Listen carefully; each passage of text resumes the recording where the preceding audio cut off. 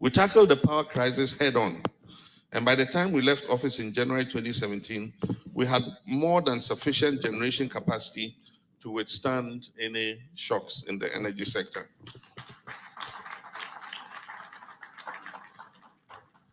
And above all, we brought stability to the energy sector and reliability in fuel supply for power generation when we built the Tuabo gas plants to process our own natural gas. And as I said, we set up the Energy Sector Levy Act, which by 2024 should have yielded up to about 40 billion Ghana cedis.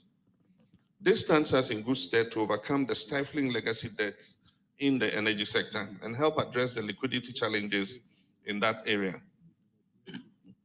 We set up the Ghana Infrastructure Investment Fund, GIF, to mobilize capital to undertake major infrastructural projects. And one of its first success stories, many people don't know this, is that GIF was included in the structuring of the financing of Terminal 3 at the Kotoka International Airport.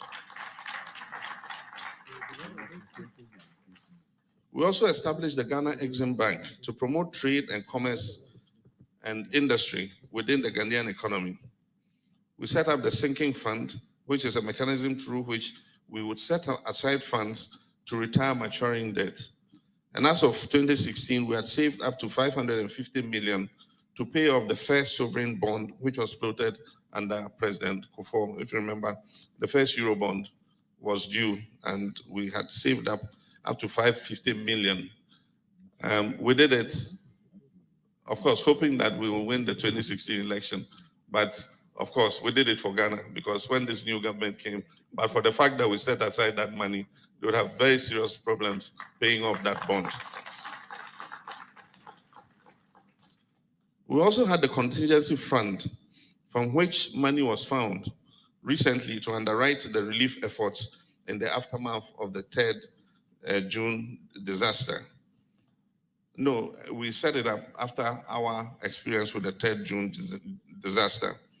We did all of these alongside massive investments in capital projects with a view to accelerating our economic development.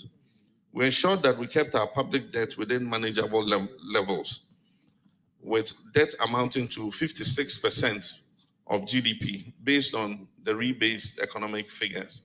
This government likes to quote the debt to GDP in our time at the old GDP figures, and then they do an adjustment in this time with the current debt to show that the debt level is better than it was under our period.